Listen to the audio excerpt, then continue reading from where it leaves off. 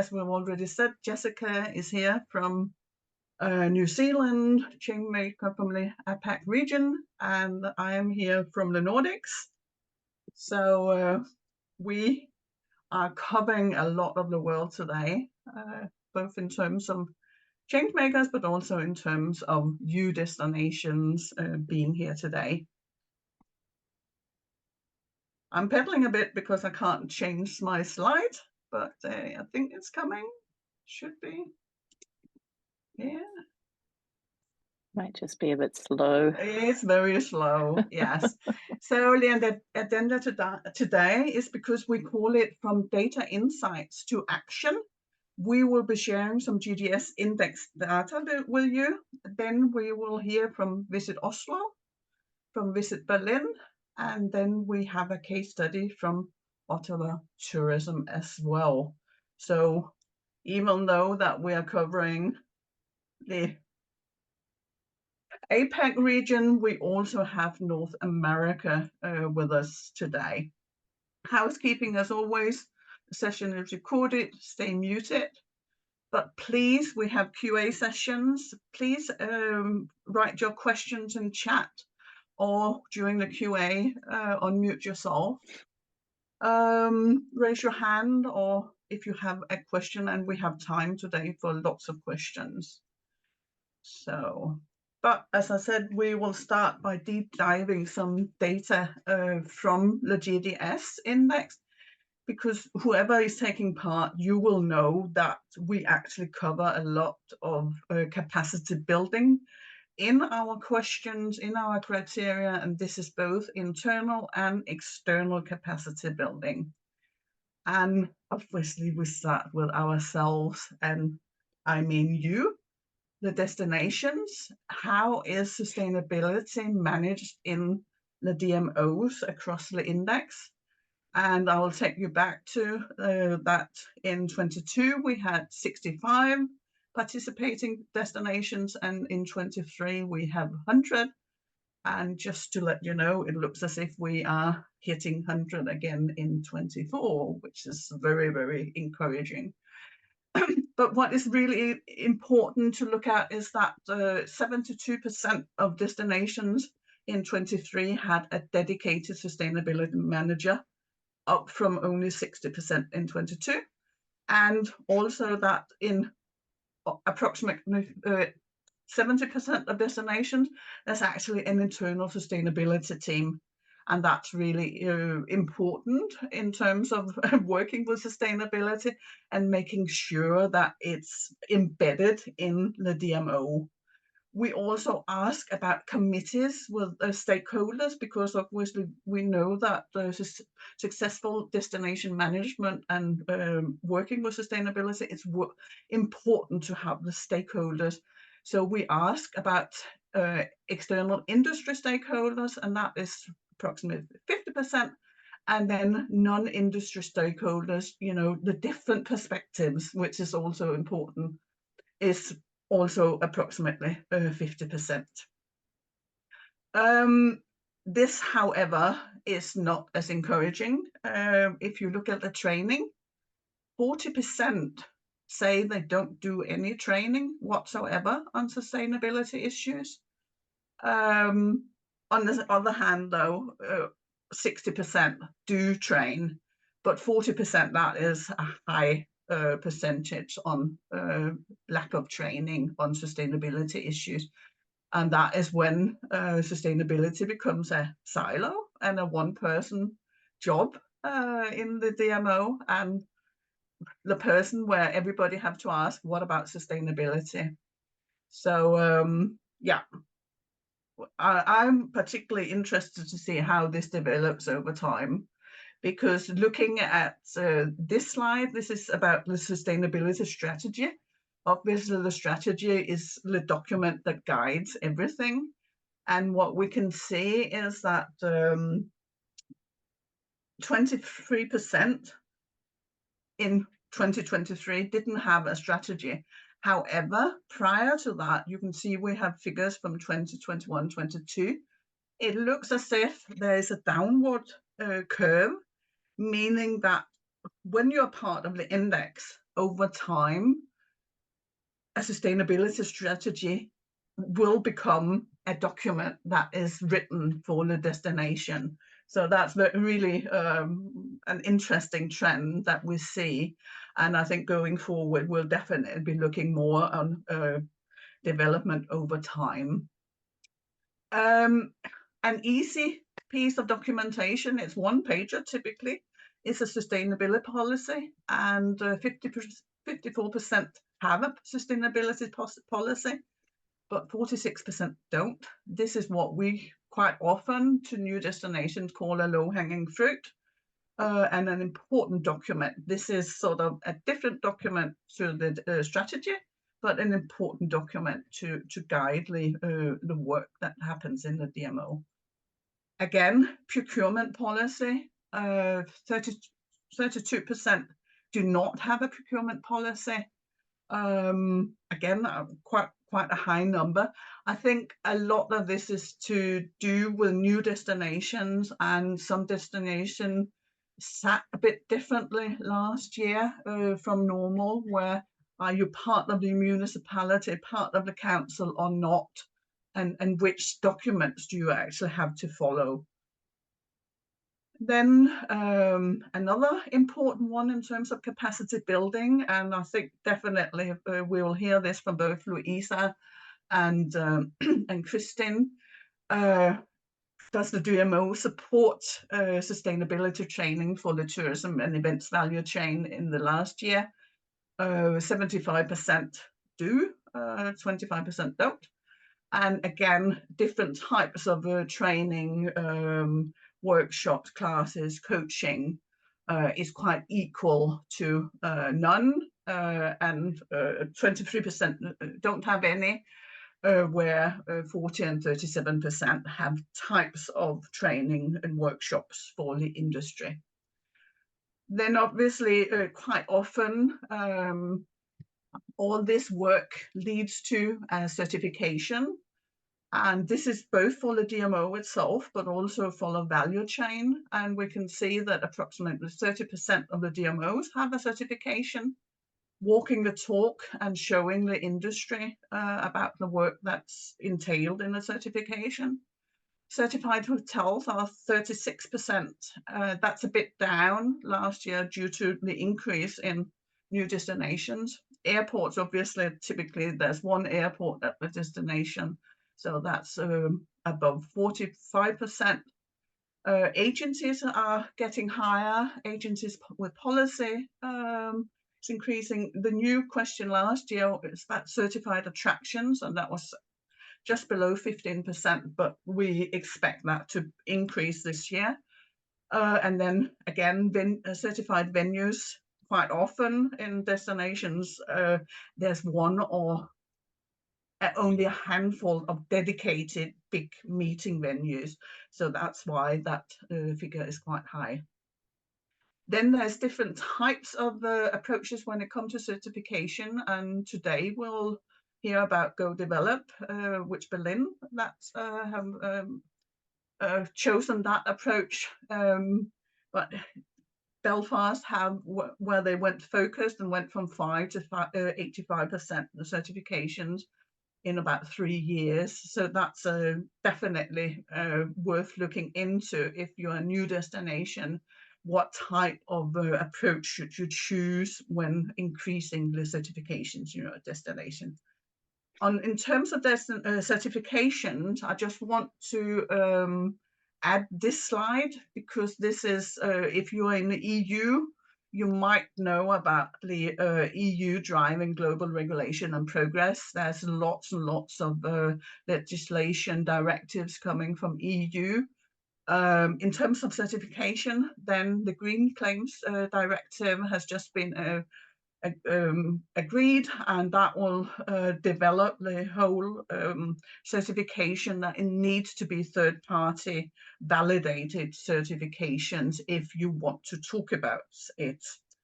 So that is just a little insight on the data from our side, and also on definitely on the EU, the CSRD directive on the reporting and the green claims definitely will be part of our everyday work in a couple of years.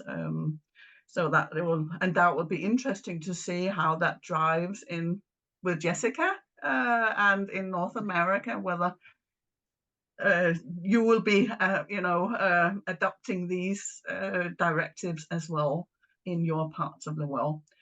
But that was a bit of the insights, and I think now we want to hear how all the theory is actually being used in the destinations. And we're starting with Oslo and Kristin, and going back till October last year, Oslo achieved 100% in the supplier category. And I remember reaching out to Kristin and congratulating them. And I asked her, how did you do that? And this is actually why we're hosting this Feeling the Pulse today, because what she told me was, and I have a piece of paper here, because it's actually sat in front of me ever since, Kristin. What you told me was that knowing them, don't make it complicated, template and sharing. That was how you have actually worked with your suppliers and made such a huge achievement. So I hope you will share some of your insights on how you have been doing all this, and huge congratulations again. Thank you so much. Yeah. Yes, thank you so much, Inge. It's a pleasure. Hello, everyone. My name is Christine, as Inge said, and I let me see if I can move the slides here. Is it here? It is. Let me try. So, okay. Does seem like I can move the slides, Jessica and Milda. Do I have the control here? Or yes, here it is. Okay.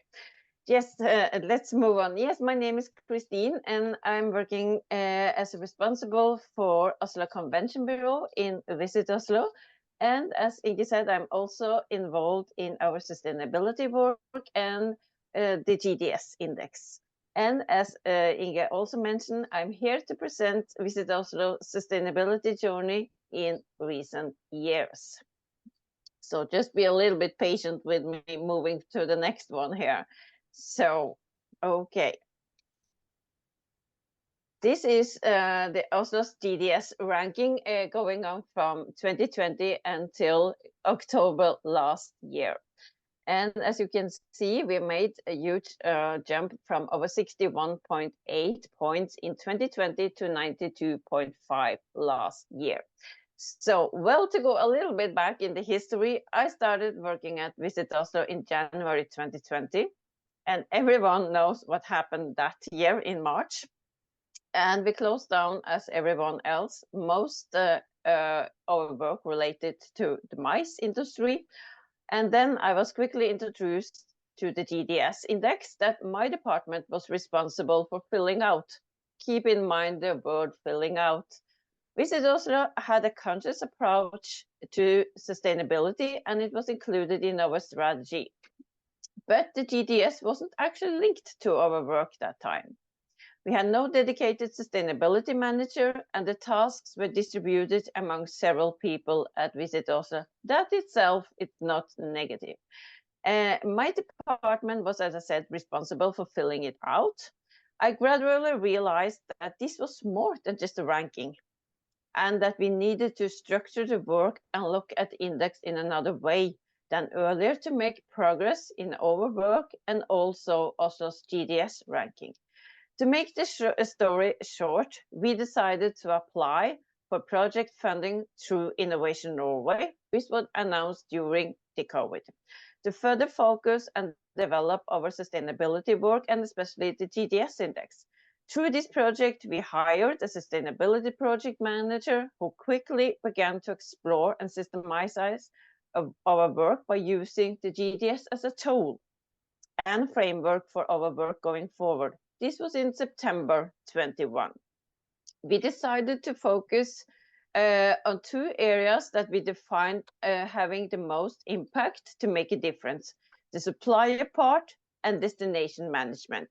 The latter was also the areas where we had the lowest score in previous years. At the same time, we set some ambitious goals for where we wanted to be on the index the next coming years. So therefore, I have to go through it one more time, but we are therefore extremely proud and humbled for the second place we achieved last year. There's such fantastic work being done among all of you out there, and we are looking so up to all of you and what you have achieved as well. Our goal was actually top 5, and we would have been very satisfied with improving from 10th place in 22.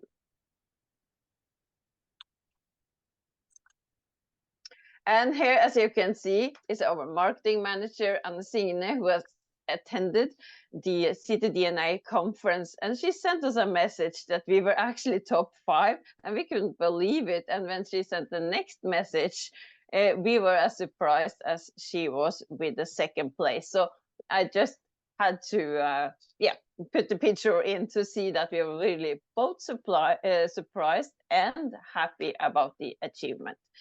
And so going forward, I'm here actually to talk about the supplier category and how we managed to achieve 100 points.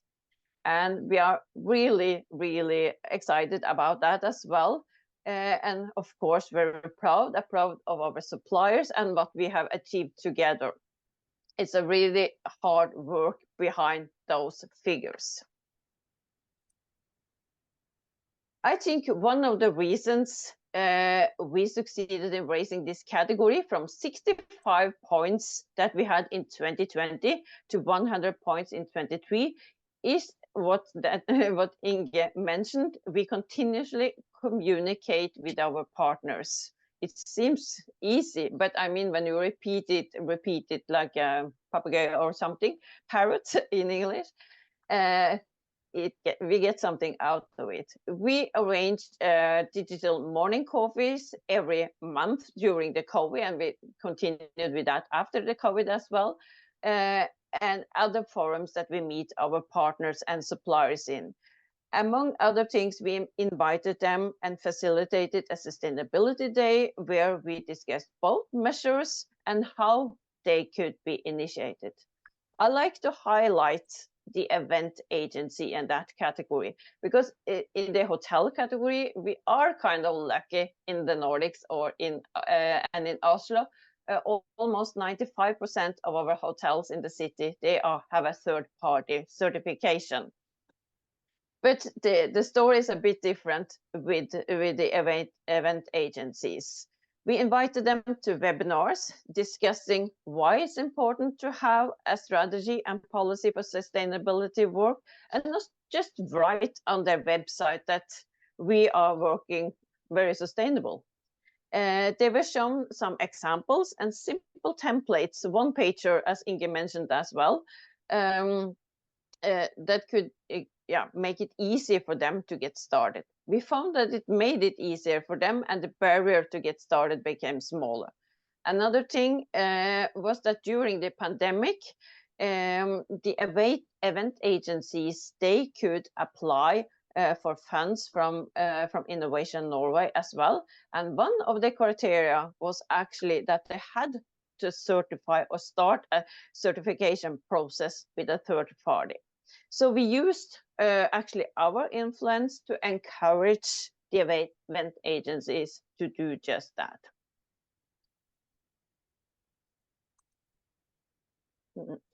And this is actually VisitOSLO's vision that we created last year. And it's all about the thing that we think is important to get everybody on board. We talk about together, we create the most attractive destination in the world. And by together, and we mean all our stakeholders of the visitor industry in Oslo, and including the visitors. And in order to be the most attractive destination, we have to acknowledge the importance of sustainable tourism development. Everyone must contribute, and the idea is that this vision should be motivating for the entire industry and stakeholders. In Oslo, we are very focused on working holistically and including all dimensions of sustainability, like people, planet, and prosperity, to make the right strategic decisions for the good, for the guests, the tourism, the industry, and of course the local community and the environment. And this is just a couple of examples of information on our website about how we are working towards sustainability. The aim is to inform and share knowledge with our partners, suppliers, the industry, of course, the visitors and stakeholders. It's about what we're doing and what they can expect in Oslo. We have in our strategy defined 4 strategic areas of effort to contribute to sustainable tourism development in Oslo that we think are important moving forward. And one of them is competency enhancement for the tourism industry. And I will get a little bit more into the first one related to just that. There is no doubt about the high ambitions towards sustainability within the tourism industry in Norway and other countries. However, we acknowledge that there is a competence gap that needs to be reduced. The State of Sustainability Norway from 2021 shows that there is a large demand for practical knowledge, especially among middle management and frontline employees. And we believe very strongly that knowledge is the core of change. Therefore, we developed a free capacity building program for our partners and their employees. The course is digital, on demand, and tailored for the tourism and hospitality industry in Oslo, and is free of charge for all our partners. The course comprises 7 modules, each with a specific focus. To make the course, we collaborated with skilled speakers externally, but also within our own network. It's our own employees and our partners as well. And we think that these various speakers brings diverse perspectives to the course and different dimensions of sustainability that is important for the industry. It's everything from what is sustainability, the definitions, etc., and also for the front line personnel at the hotels, restaurants, and other places about hospitality, difficult word to say, and also within the event area, that is my department, and we talk about how to make a sustainable events, etc. And we brought in one of our PCOs to do the same. And we also think that our ambassador program plays an important role in our sustainability work. We have not the oldest ambassador program in the world, but we established ours during the pandemic in 2020, and hence since then held 3 ceremonies where we have appointed new ambassadors. Ooh. Yeah, thank you. The network also consists of our industry partner. And in addition to the ceremony, we hold meetings. There's someone not muting here. Yeah.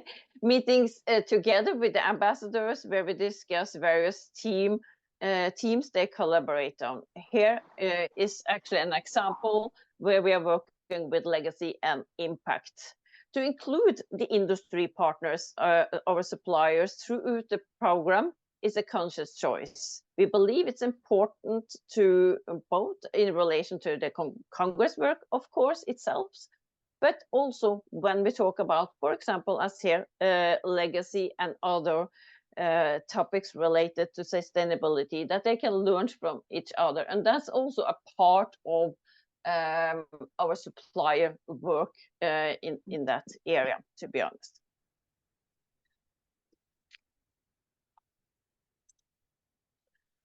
Okay, another elephant in the room, to say so, and this is a topic we are concerned about having a conscious relationship with, and this is greenwashing. We strive to be consistent on our websites and all our external communication so that guests can make informed choices themselves. Our partners have answered a set of questions to achieve responsible labeling on our websites. We also have a module in the course that address this topic, and we have signed the green washing declaration. But we are not perfect, and I believe it's important that we help each other in this group and let each other know if there's anything that could be defined on greenwashing that we can address to each other. I'm almost at the end. So what's next then? Hopefully it's summer, but it doesn't look like that in Oslo today. But anyways, there is no doubt that we are facing an exciting time of development. At the same time, we must acknowledge that there are also several challenges for us. And one of the biggest challenges for us in Oslo is engaging with the municipality.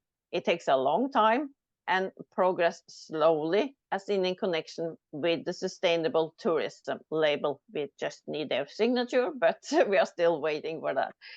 They can be perceived as a bottleneck and challenging to get on board. It's therefore easier for us to work with the industry and the community we have achieved with them, and we have so far focused the most on that part. We acknowledge that there has gradually come recognition that sustainability, which has long been the big trend, is no longer enough. We can no longer just maintain, but we have to shift the focus to regenerative. It's more about repairing, rebuilding, rethinking, and creating positive changes. So to wrap it up, I would say that the key in everything we do related to our suppliers, of course, everything else as well, is a continuous dialogue with them and other stakeholders. Succeeding in our sustainability work with the suppliers requires a long-term strategic effort, and that we collaborate together to achieve these lasting changes. And we believe that real changes start with knowledge and commitment.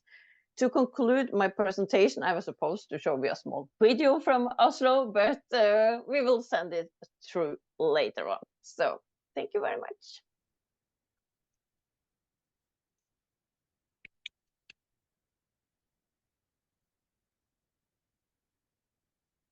There's a couple of questions in the chat, Kristin, for you. Yes, I'm just coming in. I need to yes. Yeah, don't worry about it.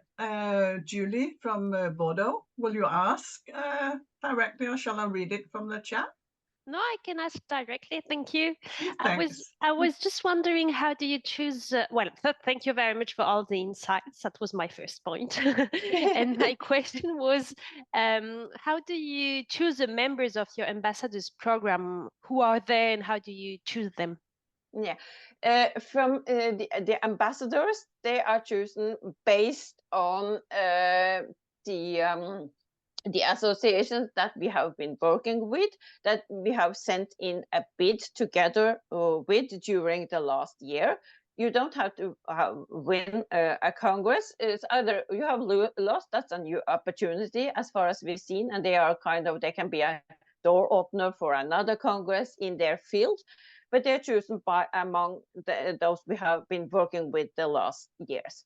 And we have also included our industry partners, and the industry partners we have chosen to be in the program is from the largest hotel chain, the venues, restaurants. We included them this year, and also our PCOs, they are in the program. so they all can get to know each other and work in a streamline. Is that, yeah, thank you. Are they also part of your course, Kristin? Have you put them through the course module, or is that only for the industry? It's so far it's only for the industry, but it's funny that you mentioned it, because we have talked about it, and some of the ambassadors had actually seen it or heard about it in some way. So that should be a possibility to run them through the course as well. Yes. Kristin, one of the things that you mentioned was that your ambassadors help out in some way with your sustainability strategy. How do they do that? How do they help enhance that sustainability message and what they do day to day? I think that the ambassadors, they can help that in a way that they also can be aware of what especially the legacy and impact part of it, that they can more easily think about that when they are bringing a conference to Oslo, so it's easier to get them on board. That we are just in the beginning of our legacy and impact program, so we have just started, but we can see that they are interested in another way when it's explained. It's Kristin, many of you know her. She could explain it in a very, not simple way, but an easy way to them. So I mean, it's to include them, to see that this is not so scary that the word sounds. So I mean, that they are a part of it, and see that they can make a difference by bringing a conference or a congress to Oslo. Of course, in their field when it comes to certain things, but also in other parts of Oslo's development and daily life. Yeah, great to have their support. Really. Yeah, great. I think so. So they are good ambassadors for us, and then we have to give and take.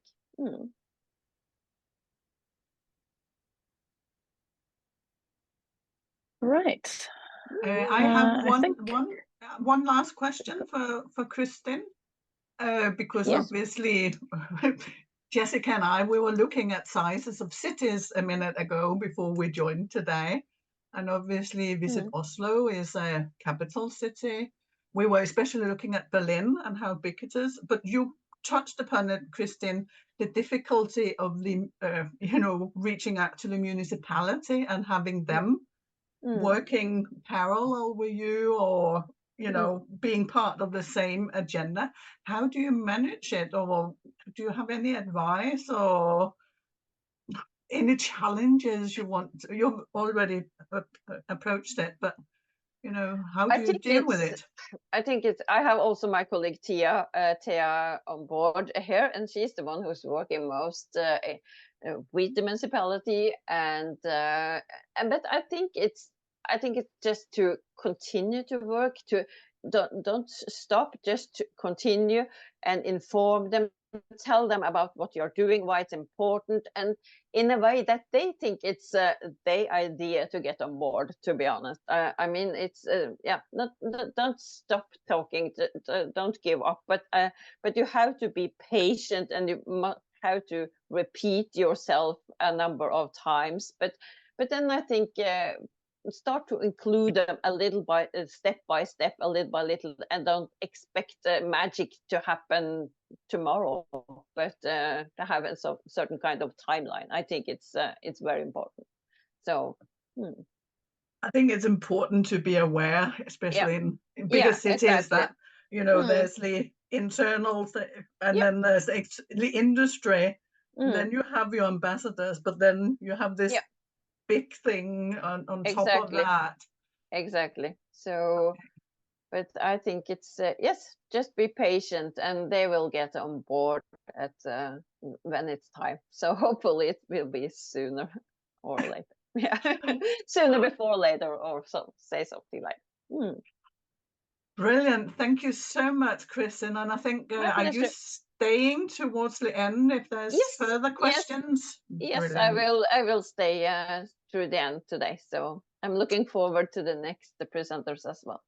Thank you very much. And the next presenter, that is Louisa from Berlin.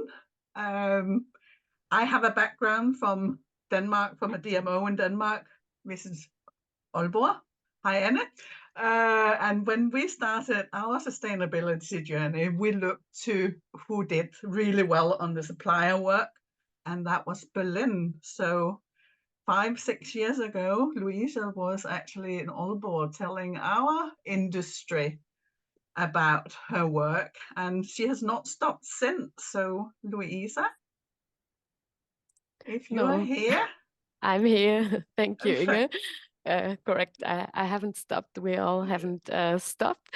And well, I'd say it paid off. Obviously, we're not at the end, not even near, but at least we can see that it's paying off. So yeah, thank you. I'll manage to get the control also, so that I'll be able to move the slides. And I hope this works. So yeah, my name is Louisa. I'm working with VisitBerlin, and I'm the sustainability manager and also the project lead for our sustainability initiatives that we are offering our suppliers, or that we are trying to get our suppliers on board of. I'll see if it moves. I've been with VisitBerlin since 2017, so our journey somehow also began back there, and I'm happy to give a bit of insights, and I hope this is useful for some of you. I learned a lot with Kristen, so thank you from my side also, and I think it's always very, very enriching to see what the others experience, and what works, what challenges there are. We also do have a lot of challenges, of course, and happy to share a bit about that. So we are also on our way to become a sustainable destination. We also do have a huge vision to become one of the most sustainable destinations of the world. That is, of course, a tough job, but we somehow you need big goals to really get going. So our journey in the GDS also began in 2020, even though I would say that our sustainability journey somehow really began in 2018. Although there were obviously some projects even before, there has been the topic of sustainability going around within us. But in 2018, the new tourism plan for Berlin, Tourism Plan 2018 Plus, was released. And this, for the first time, really focused on sustainability and on a city-compatible development of tourism for Berlin. So this really somehow marked the change for us as an organization also, to not be a destination marketing organization any longer, and not only focusing on marketing, but to really become officially a destination marketing and management organization. We began to have a really strong focus on destination management. And about the same time, we started the initiative Sustainable Meetings Berlin, which is, started, as the name says, within the MICE sector, within the MICE industry. And we decided back then, together with the stakeholders, with the suppliers, that we really need an initiative, a program that is not only about communicating certifications or about helping with some seminars or something, but that we really need a sophisticated program and something that would really help the industry on the one hand to really get into a continuous improvement progress, and on the other hand also show event organizers or make it easy for them on a platform which are the ones that really dedicatedly work on sustainability. So that was the start of Sustainable Meetings Berlin.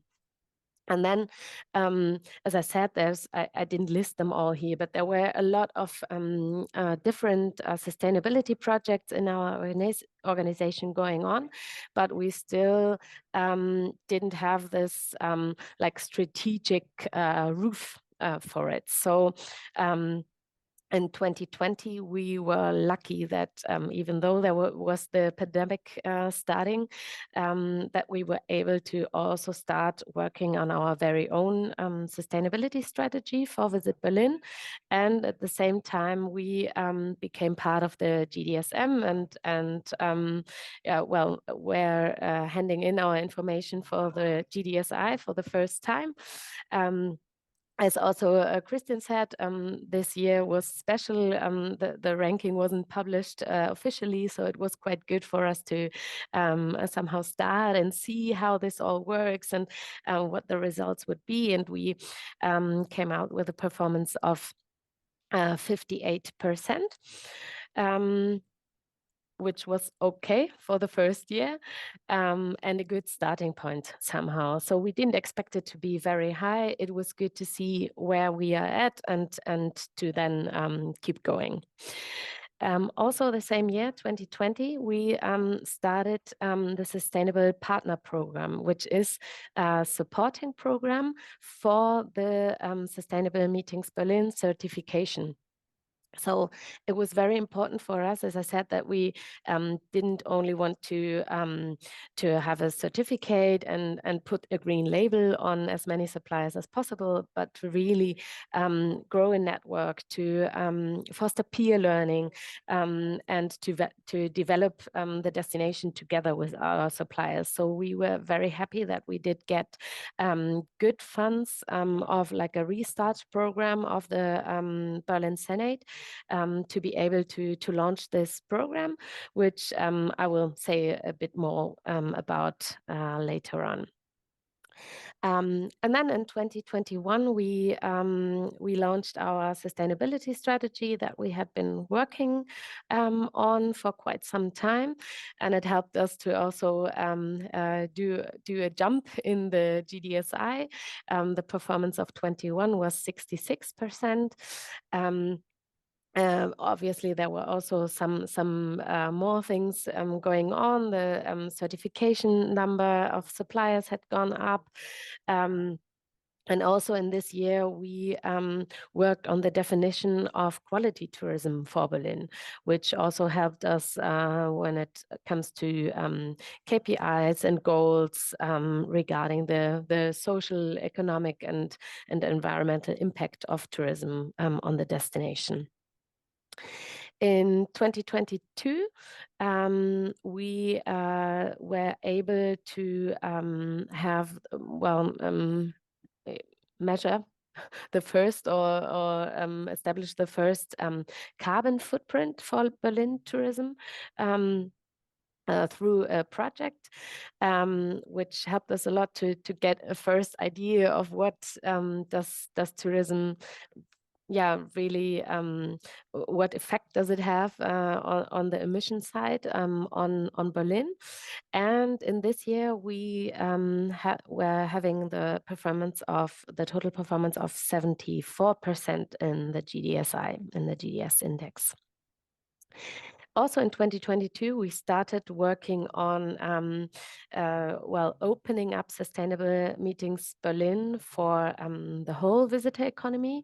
We have been dreaming about that almost from the beginning on, because we were seeing that it was really needed that we worked with the industry, with the suppliers on this topic, and that we helped and supported them. And we really wanted to offer this support to all the suppliers, not only the mice industry, even though in the mice industry the pressure was already a bit higher from the client side, but we really wanted all the suppliers to get on board and to help them in this much needed transformation.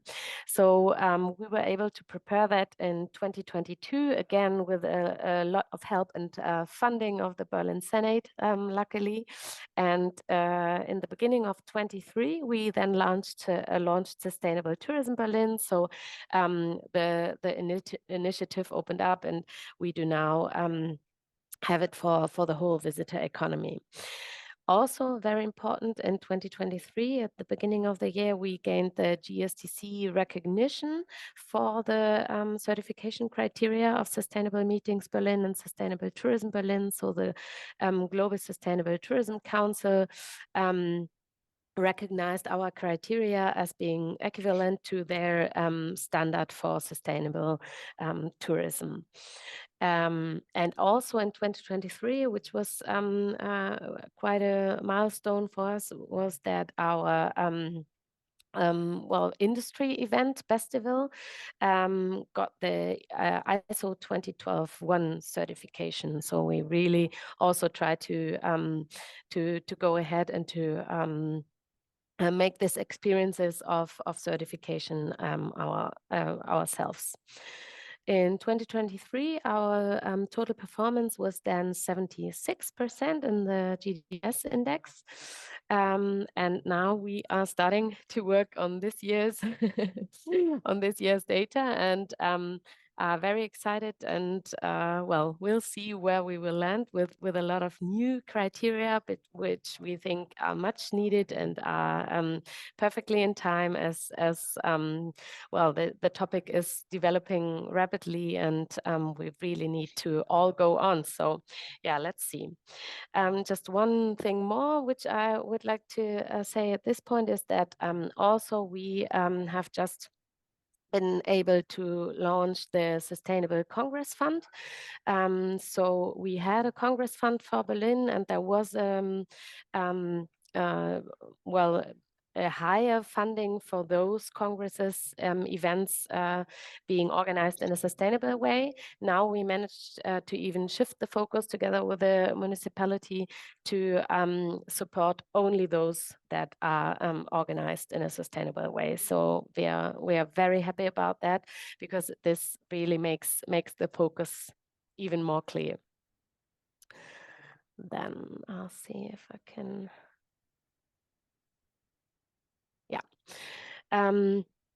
I brought our performance overview from last year. So also, as Kristen said, our biggest potentials are in the DMO and in the supplier area.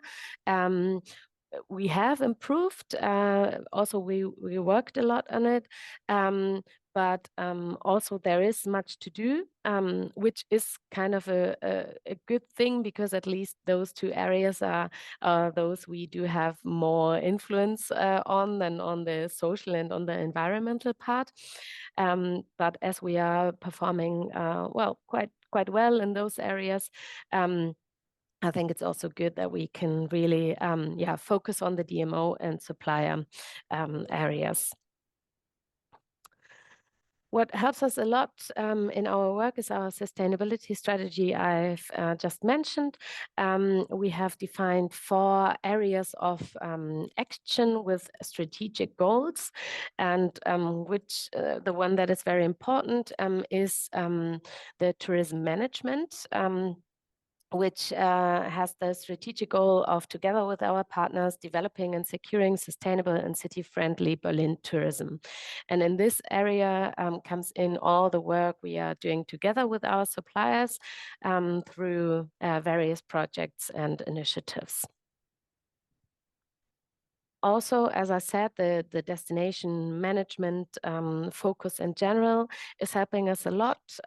There comes in topics like market research and data analysis, but also a very important topic is the dialogue with the residents and the communication of the potential of all 12 districts, and which comes in here also is the support of the local tourism industry. We do have some projects, as I said. Just to give a short, some examples of other projects. We do have an e-learning platform for the suppliers where we offer digital events like webinars regarding various topics like AI or data security, sustainability, of course, in its various dimensions, and also e-learnings that are not time bound, so on demand, so that the suppliers, the industry, and also our internal staff always have the time to always have the chance to really log into this platform and educate themselves somehow and learn more about topics. Then the Sustainable Congress Fund I've just mentioned, which also helps the sustainable suppliers, as the work with sustainably certified suppliers gives extra points when it comes to the funding basis. So it's also an incentive to work with those suppliers being certified. And we do have also projects like the 15-minute city and campaigns to show the need of tourism, but I don't want to get more into detail about those topics.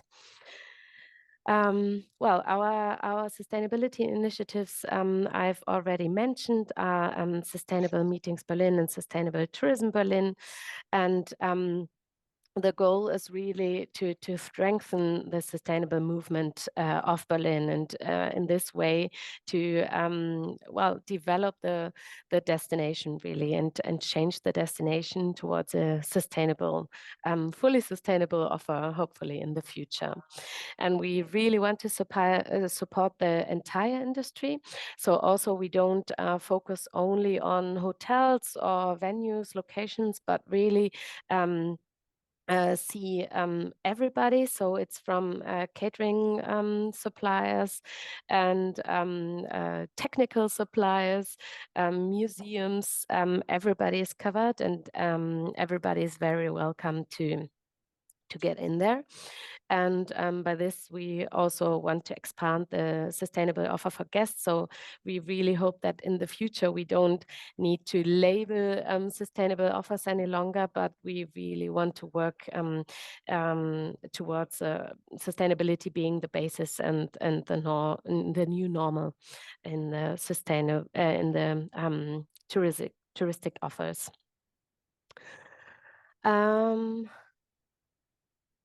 The sustainable partner program I have been talking about is this whole supporting program on the way of transformation for the suppliers. So we do offer them online informational sessions, consultation hours, network seminars, special e-learnings. We do organize meetups and audit preparation seminars, but also offer them that they can take the use of individual coachings with external agencies, which are paid for. So they really don't have any cost at all, not for this preparation for this program, and also not for the certification for the audit. They do all get this for free, and we really try to foster the peer learning in this way and to help the network grow. When it comes to our internal well, yeah, the personal organization, we are also developing a lot. So as Kristen said, back in 2020, for example, we didn't have a sustainability manager, a dedicated one. We only had an internal team, a working group, a CSR working group. But this really developed a lot over the last years. So from April on, our structure will look like this, that we will even create a department that is called Sustainability and CSR. And in there, we will have the team of for Sustainable Berlin, so the certification and partner programs, and we will have 3 project managers, which are the persons that are giving the partner support, being in continuous dialogue with them, organizing the events, and guiding them through the process, really. Also, some more things we are planning to do is that we are looking to really, planning to really merge Sustainable Tourism Berlin and Sustainable Meetings Berlin, as it is to be honest, it is one certification system. It has dedicated criteria sets for the different types of businesses, but in general, it is one catalog of criteria and one certification system. So we really want to to join the forces and make the understanding of it better by just joining them under the roof of Sustainable Berlin. So that's more a communication topic. Also, there's supposed to be another and additional sustainability fund from the Senate of Berlin, which is still not 100% sure if it's going to come, but they are looking into also giving more support with coachings when it comes to really implement sustainability strategies.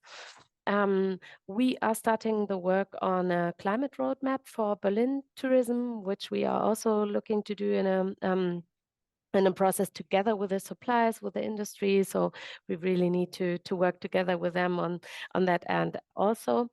And we want to review and realign our own sustainability strategy and start the process in this year also, and have a look at the materiality analysis as as I said, as the development is rapid, the topics are changing. So we really want to have a dedicated look into our strategy and see if we need to reshape and refocus.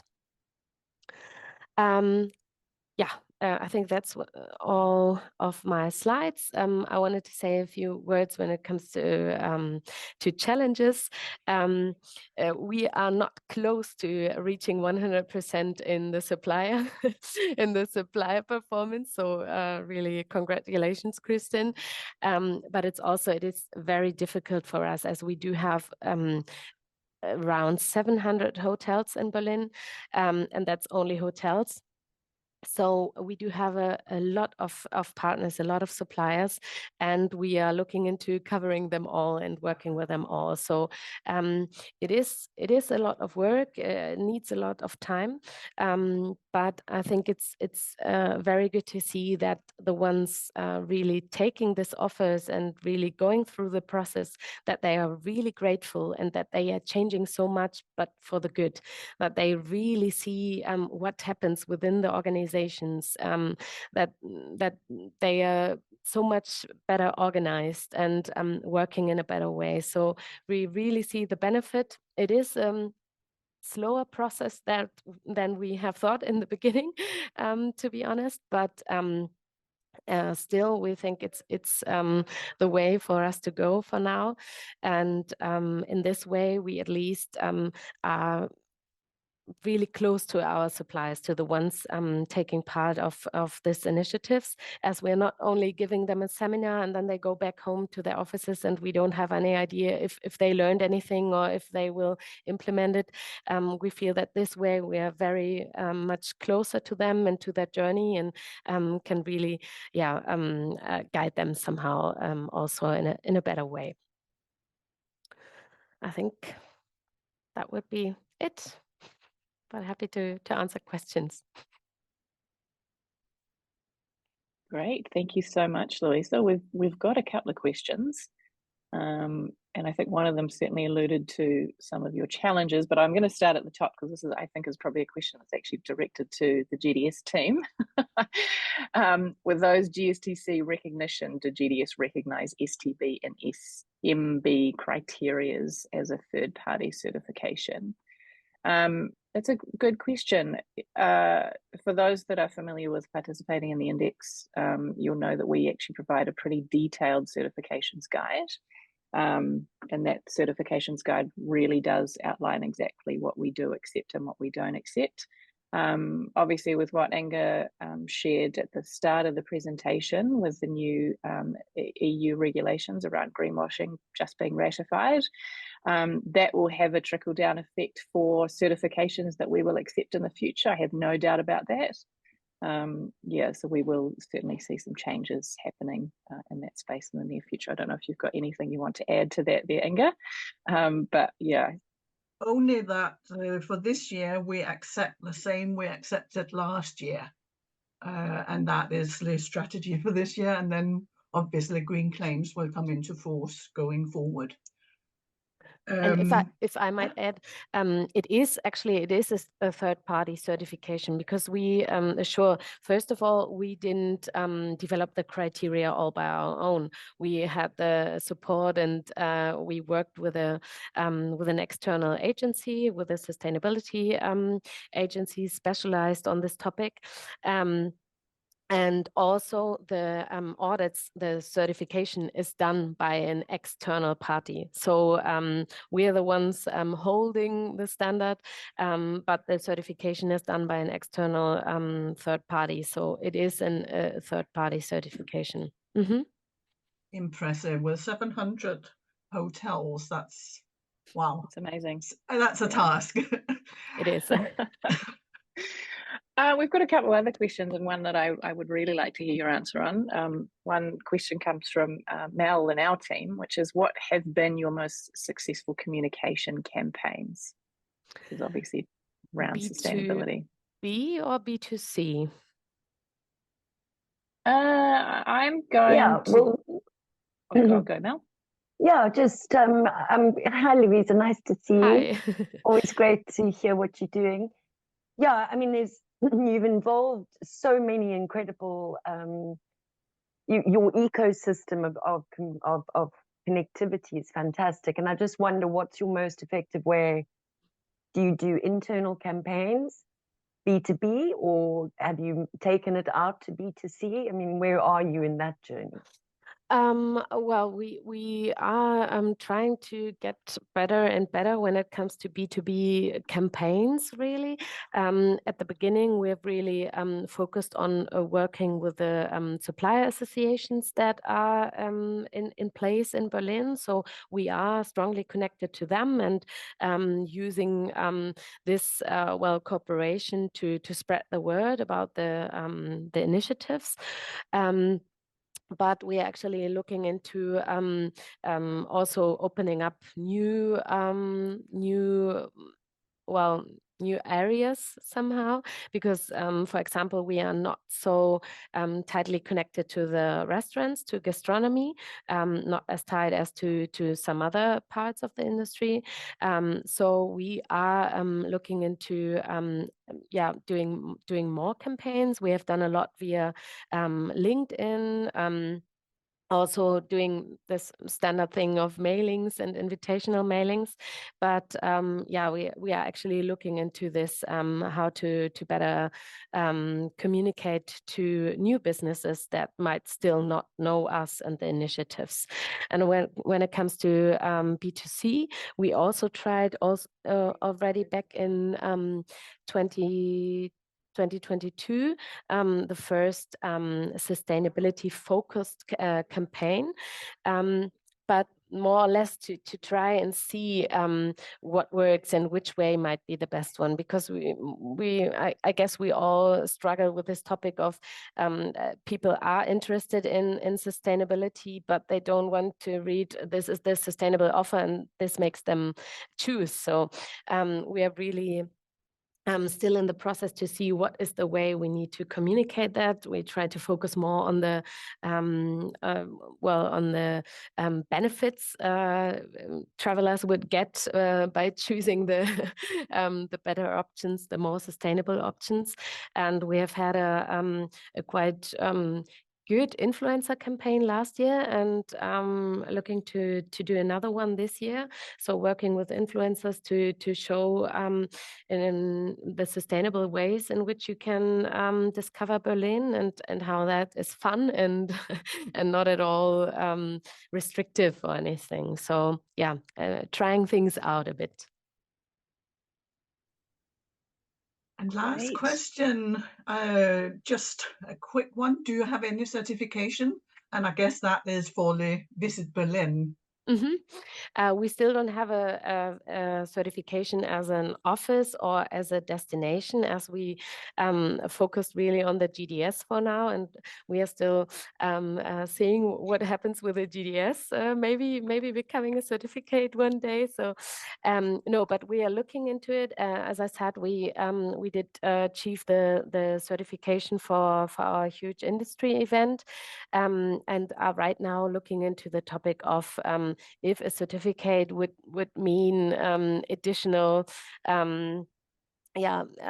help for us, and if it would bring us further, because we really need to focus also and to see where to put the resources in. Yeah, and that's important as always. Thank you, Louisa. What an impressive partner program. I could hear lots more about that. So many thoughts and so much to inspire everybody. But let's move on to the last case study. And because of time difference, and it's a North American destination, we have a video recording from session 1. So Milda, will you take it away, please?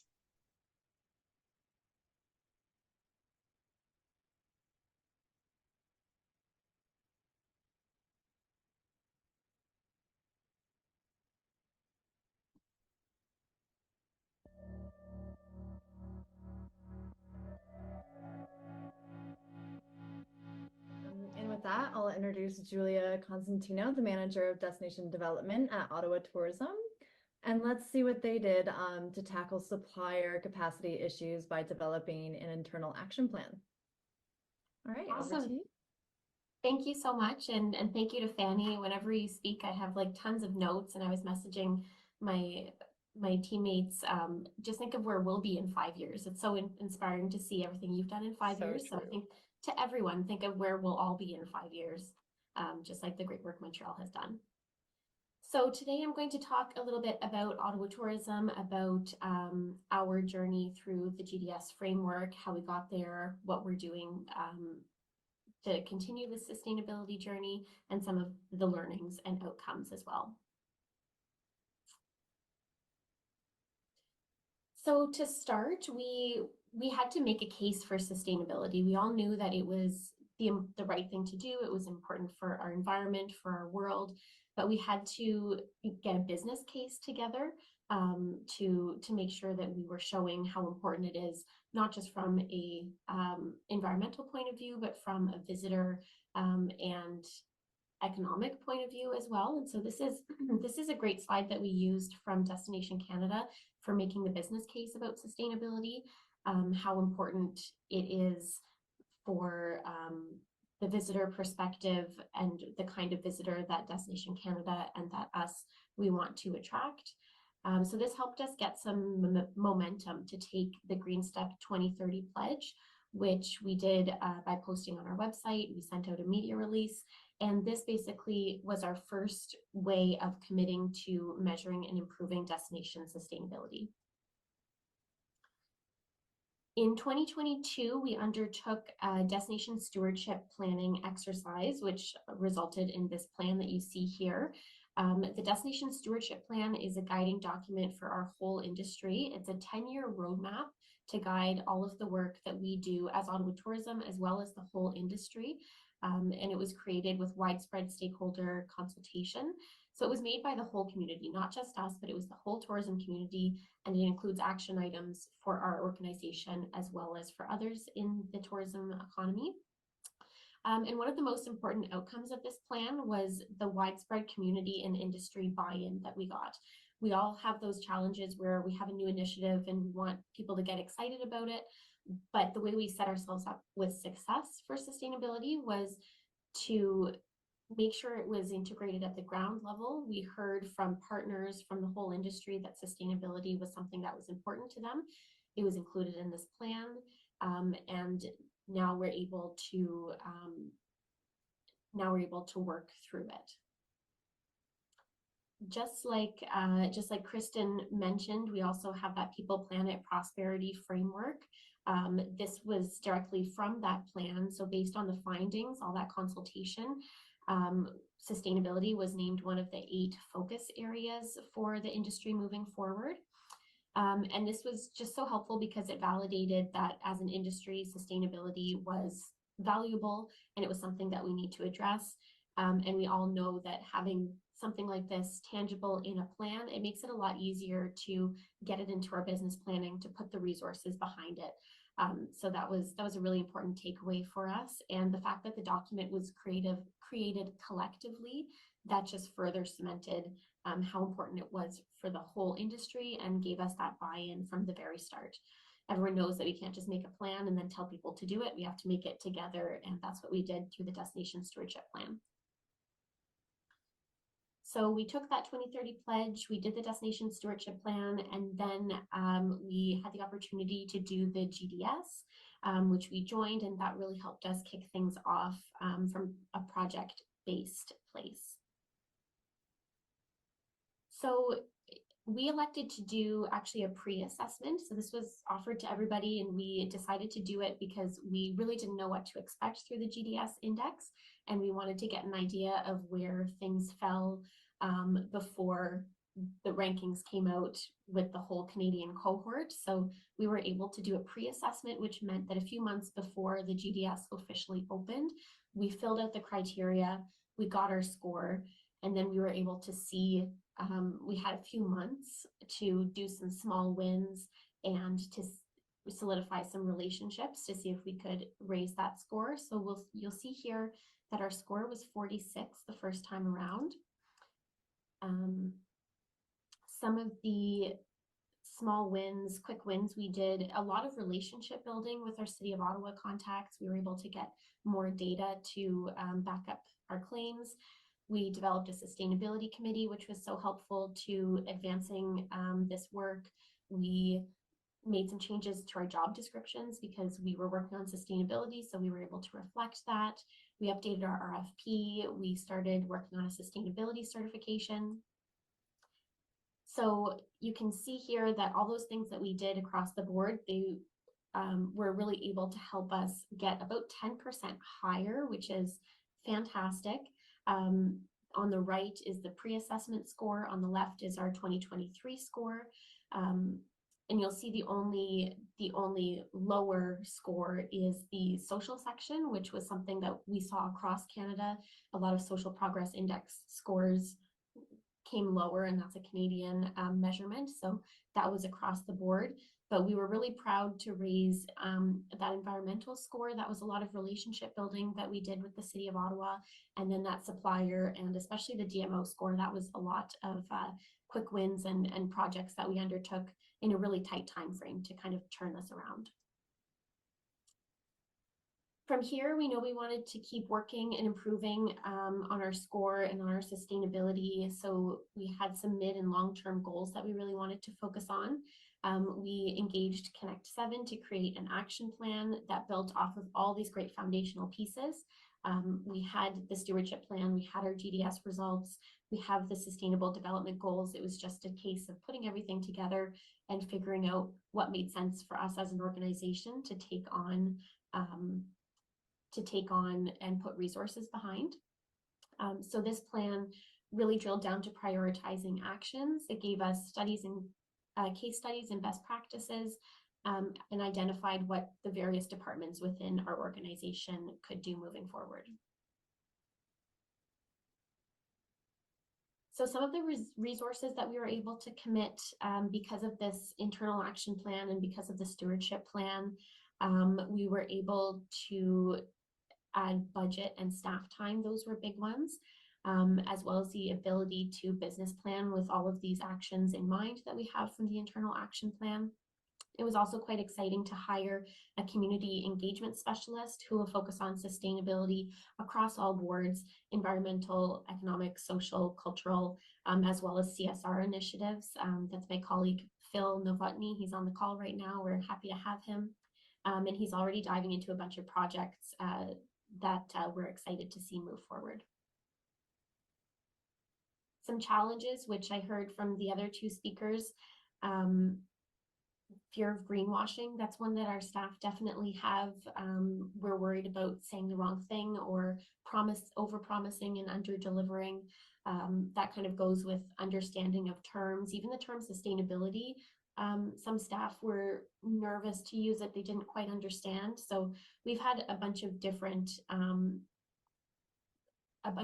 ways that we've educated staff and helped them get more comfortable with the wording and get more comfortable with what we're doing as an organization, just through presenting to them, this is what these words mean, this is what we've been doing. So we found that very helpful, as well as the perception of scale. So this whole sustainability task seems daunting, overwhelming sometimes, but we found through our implementation plan, by breaking things down to really actionable chunks, to really small goals, we were able to take that big, hairy, scary question of sustainability and move it down into some manageable pieces. And some of those pieces, I have some examples here. This is our sustainability booth, sustainable booth. So some of you will remember the question from the index about sustainable booths. This really made us think about our booth and how much waste actually goes into these things at trade shows.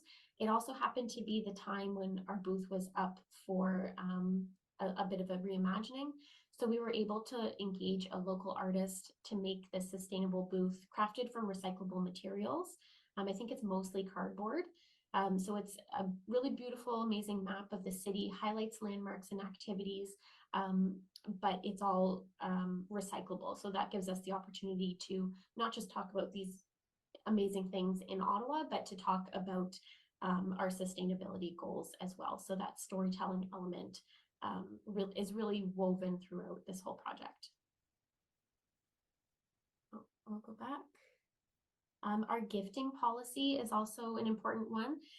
We ended up implementing basically a no gifting policy. So we had been transitioning to, more made in Ottawa, more specific gifts, but we decided to pilot and then ultimately accept a policy whereby we don't give away gifts anymore. And that it was important for that to be paired with the storytelling aspect. So instead of someone just coming to their room and they don't have a gift, we have a card or we have wording that can be shared in advance that explain why we're not giving any gifts, why it's important for the environment, and also what we're doing in lieu of that, which is that there's a few local efforts that we're supporting in lieu of the traditional gifts. So this has gotten so far only a really positive reaction. It got a standing ovation at a Meeting Planners International event because you can only imagine how much swag they have. Some of it some of it they might really enjoy, but a lot of it, you know where it goes. So that storytelling element was really an important part of this too, just to make sure that there's that explanation there. And that's another touch point. That's another opportunity to share our sustainability messaging. We also were able to include information about sustainability in our RFP, and we just are currently closing an RFP where we included sustainability as a percentage of the overall grading for the very first time, so that was exciting to do. That was important, even if it wasn't a very big part of the grade. It's important to signal to the people that we're going to work with that sustainability is important to us. And it was a great opportunity to start to lay that groundwork from the very beginning, from that very first RFP phase, to show that sustainability is important, and it's something that we're taking seriously when we make these business decisions. We also ran an event called the Ottawa Summit, where we invited meeting planners to Ottawa to see, to showcase our city and to try to win some more business. We showcased sustainability initiatives that they could implement when they bring business into the city. You know, cruises on our electric boat down the Rideau Canal, medicine bag making workshop, local food wherever possible, great sustainable touches. And one of the most interesting learnings from this event, kind of on the flip side, we wanted to track the event and try to measure, you know, the carbon footprint and waste and things like that. And the biggest learning was actually how challenging that was and how challenging it is in this space. So that was definitely a road bump, but it's just so valuable to have that information about how hard it was to get that kind of data. And that's what we'll work towards in the future. We're also looking forward to working with our partners in some different ways. We have lots of exciting things on the horizon, again, coming from that sustainability action plan. We're working on some food waste recovery programs, legacy programs, and other ways to make big change, all with that action plan moving us forward. So my final note is just that I think the biggest takeaway is the industry and community buy-in that we had at the very start was probably the most important thing to ensure that we could get these sustainable goals and programs into our business planning and into our budget line. That was probably one of the most important things for us, to have sustainability at the ground level to make the framework, and then we were able to layer on from that.